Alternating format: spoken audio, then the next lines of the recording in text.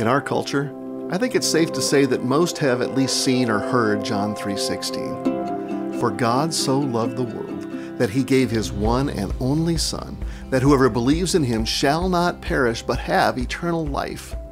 I love that verse. It so clearly articulates the gospel.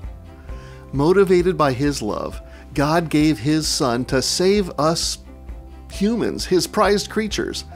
God sacrificed so we would not perish, but enjoy him now and throughout eternity.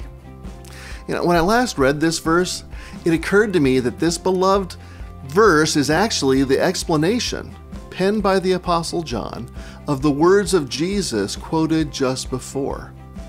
It's there that Jesus said, "Just as Moses lifted up the snake in the wilderness, so the Son of Man must be lifted up, that everyone who believes may have eternal life in him." Jesus referenced a key moment in the history of God's people that's recorded in the Old Testament. It's in Numbers 21.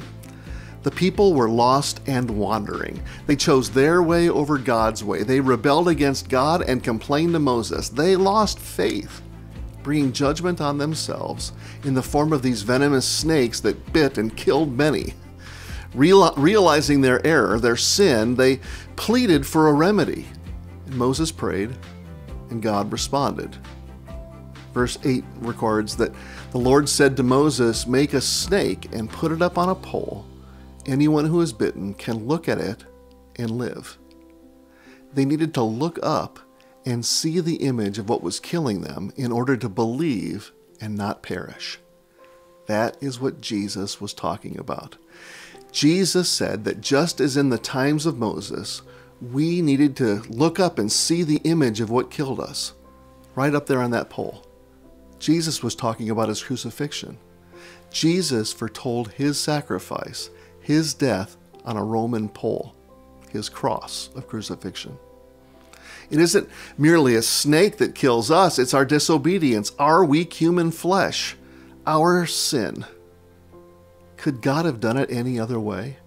Could we know God's love any other way?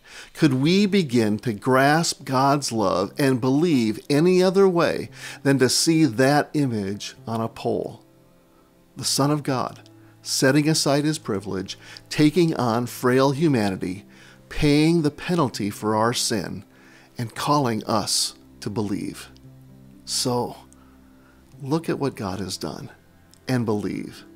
And as we believe, let's do all we can to hold Jesus as clear and as high as possible so that all will see and believe.